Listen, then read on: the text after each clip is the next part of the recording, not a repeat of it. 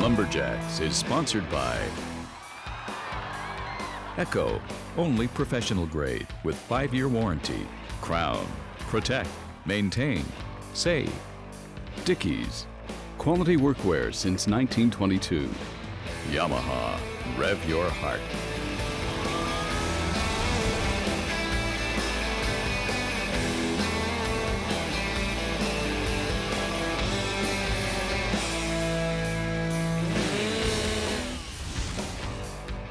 Oh, it's fantastic to be back in Bath, New Brunswick for the Labor Day celebration of the International Balloon Festival and the International Trevors Goodine Lumberjack Competition. The International Balloon Festival actually brings around 12 to 15 international balloonists from all over the U.S., the United Kingdom, as well as New Brunswick and Nova Scotia. The Lumberjack competition has about 35 to 40 competitors competing for over $12,000 in prize money. Well, we've had a lot of rain here today, and the stage is really slick for the standing block chop. We're going to be showing you the top 3 heats, including this first heat, a couple of Nova Scotia boys, Trevor Schofield taking on Scotty Reed. Right now, we're going to head down to the field here for our man Rod Cumberland to call the first heat. Big glancing blow by Scotty Reed there on bench number 4, but now he's settled down and into the swings. Mario Bork putting a big hole in the front of his block, but it's Kyle Whitmore, the first one around to side number 2, making quick work of the Scotty Reed's block, falling apart on him. Mario Bork's around and Trevor's around. Who's it going to be? Both guys getting ready to drive it off here. Kyle Whitmore, the young fella from Maine, taking them down here in the second heat. Scotty Reed, number 2. Well, Scott Reed can't be very happy with a 27.24. 2 of his first 3 hits are absolute wastes of time and killing energy. You can see his first hit was a big glancing blow where he was able to hold on to his axe. His third hit didn't go anywhere into the wood, just a miserable piece of wood in general. You can see on his backside right now, the wood is exploding and he's not able to hit his lines quite so much. Although he is able to drive things off at the very end here, but not as quickly as he wanted to. With that one right there, he wasted another 5 seconds by slowing down for his very final one, and you can see the frustration in his face. This next heat is going to be Ben Nicely taking on Mike Esch, a couple of Americans. Ben Nicely all the way up here from North Carolina. Mike Esch traveled a long distance as well, coming from Pennsylvania, time to beat 27.24. And now it's time to head it down to the field judge, Roger McPhee. All right, men's standing block action here. Ben Nicely taking on Mike Esch, the young athlete out of Shelby, North Carolina. Got a massive front. He's going to be going for the drivers already. There he goes around the block with Mike Esch. Mike Esch looking back, making sure he's clear, getting into the block. His axe is loving this Canadian aspen right now, but look at the pace by Mr. Nicely, getting ready to go for the drives here against Esch. It's anybody's race right now. They definitely didn't do enough work in the front of it. Esch with one more big hit. There it is. Mike Esch will take the heat. Here with the winner of that heat, Mike Esch. Mike, what a cut, man. Talk to me about that block. Yeah, it was a pretty good piece of wood. I was pretty happy the way I cut it. Had a few little mistakes here and there, and a chip hanging the way I had it moved, but all in all, you know, not too bad. You're a veteran of the sport. You came back with a half swing there. What was going through your mind while the block was just hanging there? Yeah, well, I was like, man, I could hear it. No one else was done. I'm like, just get this block off here. Yeah, well, that was a fantastic cut, man. Congratulations. Thank you. Well, absolutely a veteran presence there by Mike Esch with a 26.65 and a half swing at the end probably saved him a second, maybe a second and a half, and it could be the difference between first and second or any kind of money placing. This last heat in the standing block chop, Matt Koger from West Virginia taking on Nathan Cumberland from Keswick Ridge, New Brunswick. Matt Koger on stand 1, taking on Nathan Cumberland stand 2. Nathan Cumberland, beautiful block right now, going for the drivers. Nathan's around first. A lot of catching up to do Matt Koger's gonna have to do. Look at the vigorous pace by Nathan Cumberland, just sinking that axe into the block, but it'll be Matt Koger. Matt Koger with a come from behind victory over Nathan Cumberland. Matt, what a cut, dude. Let's look at this block. Yeah, no, it was a great stick. I kind of had anticipated, you know, being about 11-inch, maybe go 6 in the front, and 6-inch was there, but a little sticky on the opening, and I think it might have been just me not settling into it. And then getting around to the back, went one up and one down, and then it kind of made a half decision to go up again, up in the near, just to try to break that near corner off sooner. And it worked, but it's just a little messy in the back, but when you're in the heat of the moment, you know, some things happen like that, and you just got to clean it up in practice. Well, in the moment, you only took a moment to cut it, just over 13 seconds. Looks like you went a little bit deeper in the front. Was that an anticipation of how tight this block was, or what were you looking at? Well, with the 6 hits, you got to make sure it's going to go all the way. And, you know, with those 6 hits, it was actually well past the center point. And then, yeah, you just got to let the axe do all the work and then hope for the best. Well, congratulations, champ. Thanks, Mike. Well, a fantastic championship battle there between COGAR and Cumberland. COGAR just edging out Cumberland with a 13.45 in the standing block. We're here in Bath, New Brunswick, Labor Day weekend for the Trevors Goodine Professional Lumberjack Competition. Western part of the province, it is truly one of the most beautiful parts of New Brunswick, just about 20 miles from the border of the state of Maine. Just before the show got started, we had a chance to talk to Vernon Thomas. We're here in Florenceville, New Brunswick, in the upper St. John River Valley. This valley is a big agricultural area. Florenceville was a village that was amalgamated with this next village, Bristol, in 2007. It's now a town of Florenceville, Bristol. The village of Bath is another 4 kilometers up the river, and that's the location for the lumberjack competition. Also the location of the Balloon Festival that's going on this weekend. We've got I'll say a fourth small village 5 miles to the west of us called Centerville, and between those 4 villages that they each have schools, and that comprises the population of this area. The main employer in this area, and really a large employer in this upper valley area, is McCain Foods, located just down the road from here. The whole area is very heavily agricultural based. Potatoes are the main crop, of course, and potatoes are what McCain processes. They are the largest French fry processor in the world. In addition to potatoes, there's other farming activity that goes on here in the valley. Obviously, businesses cannot survive without the community, and businesses need to support what's going on here. We were happy to see this opportunity come up a year ago when Charles McNair decided that they would have the lumberjack competition, and he was looking for some help, and we were happy to climb on board, because we need all the, number one, we need all kinds of activities here for locals, but we also need to encourage others to come into this small area, because we can't survive simply with an operation like mine with 39 rooms. Can't survive simply with local people. Well, we've had a bit of a steady rain here, and one of the competitions that's very difficult to do in the rain is the axe throw. It continues to rain down on Jessie Swinerer. We're going to be looking at the top 4 women axe throwers in this competition. 3 throws per competitor. And all 7 ladies are thrown off for the money. We pay down to 7th place here at the Trevors Goodine Lumberjack Show. And that is at least a 3 by the looks of it. Roger McPhee goes up. All the axe has to do, it's 3 points for Jess's first throw. The axe has to cut whatever the highest ring is, highest scoring ring that it cuts, that's the score that they'll get. Second throws in the dirt. Doesn't mean a thing on a day like today, because all the ladies have the same struggle with the rain. Usually we throw on a decently dry day, and of course your hands slip quite nicely off that handle. A rainy day like this, it's a little bit of a challenge, and of course it's the person that can best these challenges that's going to win the axe throw. So 3 throw total for Jess Swinemer of 3. How about that, Alicia? First throw of 5. Oh, and that's another good throw. Looks like a 4. Roger takes a quick look.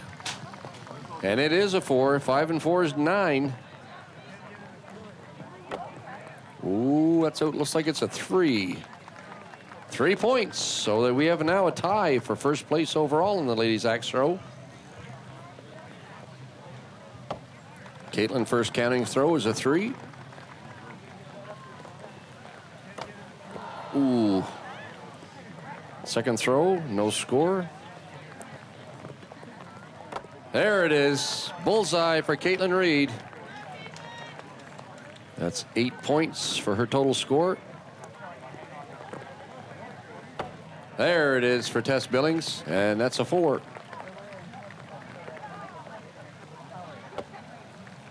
One drops a little low. Roger will check to see if it's in the 4 ring or not.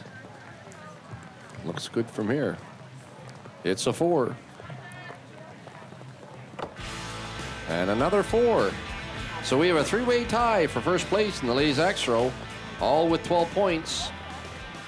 Well, a good score, 12 points got you in a 3-way tie. It was Alicia Schroeder that took first place in the axe throw playoff. Closed captioning is brought to you by Dickies, quality workwear since 1922. Every year on Labor Day weekend, the Trevors Goodine Lumberjack competition is hosted at the Bath Fall Fair on the shores of the St. John River. We are well into the competition right now. We are heading into the men's axe throw. In total, we're going to be showing you the top 6 men's axe throwers, starting off with Matt KOGAR from West Virginia. Scoring areas are 5-4, 3-2, and 1, and they throw from 20 feet. Matt Kogar's first scoring throw is a 4. Ooh, that's close to the bull. 4 points. There's a bullseye. Brad Jones's first throw is a 4. Ooh, that's close to the bullseye. And it's a bullseye. Just what he needed to keep pace with Matt KOGAR. And a bullseye. He takes the lead with that throw. 14 points for Brad Jones. And Donald's first throw, a little bit high, but it may be into that bullseye. And it is. 5 points for Donald Lambert. He's all around this bullseye. 4 points. There it is. Lots of ties here in the axe throw. Another 14-pointer by Donald Lambert. 4 points for Mike Esch's first throw. Second throw, it looks like it's a 3. Third throw looks like a bullseye. 5 points for Mike Esch. There it is. Scotty Reed, he's on the mark now. First throw is a 5. Second throw is a 5. Scotty Reed would want to have that throw back in. He was on his way to a perfect throw.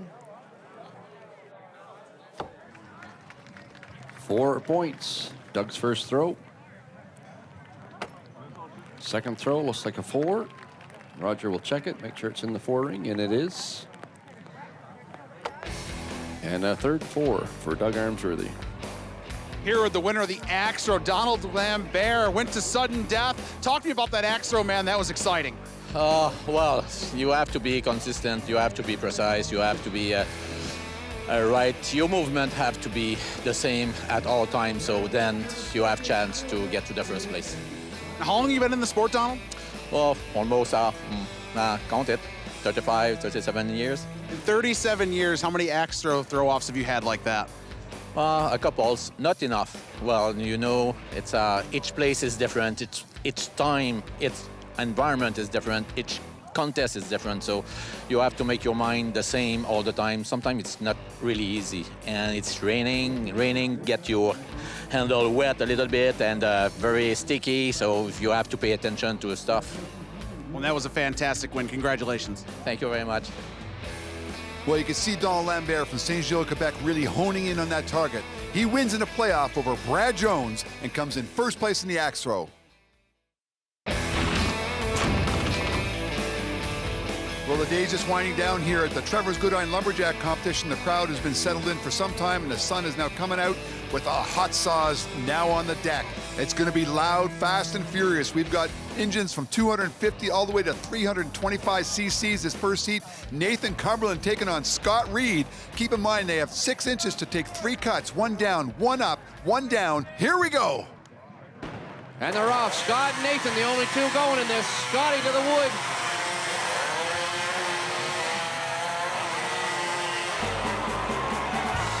Lots of trouble in the hot saw.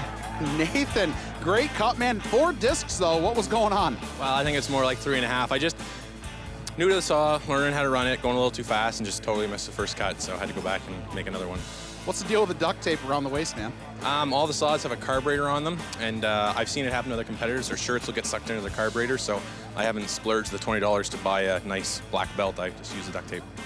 Fantastic stuff. Excellent run. Thanks, guys. Good experience there for Nathan Cumberland, knowing that he missed that first cut and went back to take a first cut, basically. And the whole duct tape thing, yes, I've seen it happen. Shirts getting sucked into carburetors. And they're off. Oh, how about that? Here with the winner of that heat, Billy KUNELIUS, the New York State champion in the hot saw, showing why that is in this heat. Billy, talk to us about that run. Yeah, I mean, it's smaller wood today, 14-inch, I think, and, I knew I had to go for it because we got some good hot sawyers coming later on, and so it's just getting quick to the wood and quick through the wood, and good cut today, so. Yeah, it looked very smooth. It almost looks like too smooth for school there a little bit. It looks like you're bringing that saw up the same way every time. Talk to me about how you get warmed up for it. Yeah, it's with hot saw, it's all got to be exactly the same, and it's sort of just like axe throw. Everything has to be just the same, and if it's not, it's going to throw your game off. So it's everything's planned out, getting everything ready to go, and hopefully it goes the same every time, which is 3 good cuts. Congratulations on that cut, man. Thanks, Dave. Real smooth cut there by Billy KUNELIUS, lowering the time to beat down to 4.28. We still have 6 excellent sawyers still to come with some big engines. This next heat, Donald Lambert taking on Brad Jones. I've seen Donald Lambert go in less than 4 seconds in the past. He may be up to it, not sure. Let's see if he could beat the time to beat. And they're off. Oh, trouble on stand number 2. Don Lambert's running, and Don Lambert gets her done. Donald Lambert, what a smoker of a run in the hot saw. Talk to me about that cut, man. Well, first you have to start right, and the saw have to start. And after that, follow your line to make 3 good cookies. Well, those 3 transitions looked very smooth. But how big is this saw? Because it looked like you were just controlling it and it wasn't controlling you. Well, yeah, in fact, you have to control the saw, because if you are not, you may probably miss. It is a CR 250 Honda, so it is not boosted, so, well, try to operate the best I can. Well, Donald Lambert lowers the time to beat by 5/100ths of a second down to 4.23. We have a couple of heats still to come. We got the master of disaster. Yes, that does look like Paul Woodland. You can hardly see him. Taking on Paul KOGAR from West Virginia. If anybody's going to take down the 4.23, it's going to be Paul Woodland. I've seen him do it here just a couple of years ago in Bath. And they're off. And it goes for Trevors Schofield. He's racing. With the old bum, Paul Woodland.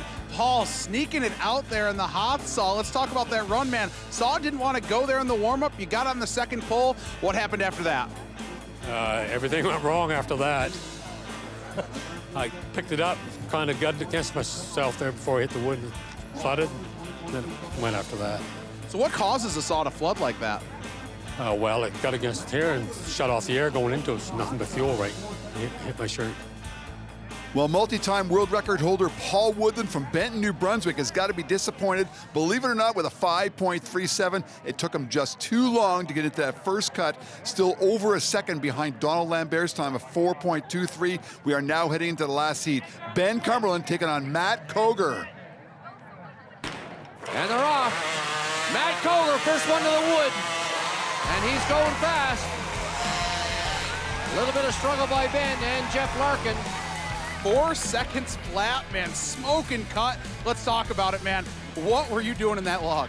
Oh man, that LED DC hot saw is going really good right now. It's 325, and yeah, no, like the guys before put up a really fast time, and I knew how to sort of go for it. And in this small wood, you got to have a quick transition right over top. You can't be real lengthy in your transition. You got to come real thin. It's pretty much an inch each cut. And probably got a little heavy on maybe a couple, but it's in that kind of race, you can't think about it. You just got to let autopilot kick in and just kind of go for it. Well, with that motor there and that carbon fiber frame, it didn't look like you could get too heavy with it. Let's talk about the saw itself. What is that thing? Yeah, so it's 325 Sphinx cylinder. It's off of a TRX racing quad bike. And LED Performance out in Portland, Oregon, and DC Hot Saws out of Chico, California put together this project. And the carbon fiber is professionally done by a Formula One race driver. and you know, it's good, putting together really well, and it's been going great. So I'm just hoping to continue the effort. Well, definitely, man. Congratulations on that cut. Thanks, sir. Well, what a fantastic field of competitors here in the hot saw in Bath, New Brunswick. Matthew Kogar taking it with 4 seconds flat.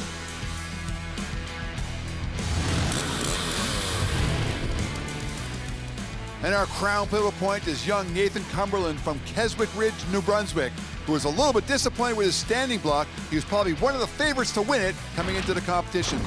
And our lumberjacks of the day are Matthew Kogar and KENDALL. Matthew Kogar with an outstanding and flawless performance in the hot saw, coming in at 4 seconds flat, outstanding performance. Our lumberjill of the day is KENDALL. Both of these competitors are from the United States, coming up to New Brunswick and showing them how it's done. We're here with our overall lumberjill of the day, KENDALL. Kendall, what was some of the keys to success here today? I started out the day really strong. I had a decent single butt cut for me on this aspen. It was a little harder than I expected. And then I had a fair underhand, I would say. I cut it to plan, and I think those were two of the big events that helped me win the overall today. The key to success is just being consistent in every event, and not just necessarily winning every discipline, but just doing the best you can in it. And you know, today I was fortunate enough to come across with a few first places, and that's what got me the overall. It's an honor to be here, and many thanks to all the sponsors. Without the sponsors, these events aren't possible, and we'd really like to extend a big thank you to them.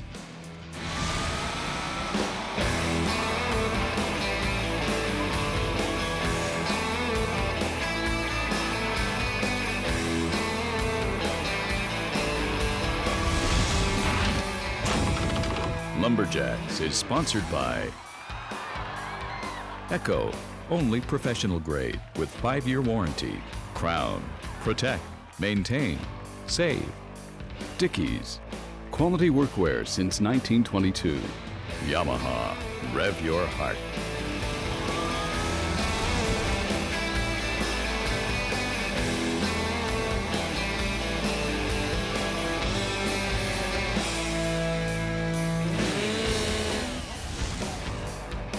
All 7 throwers are in the money here. Paid a 7th place at the Trevors Goodine, so it's just a matter of how much money they're going to put in their pockets in the men's axe throw. First throw is a 4.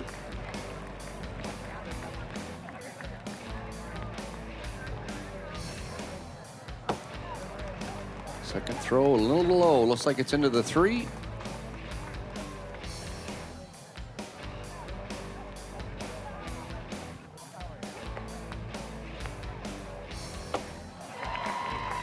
And a 5 for his 3rd throw.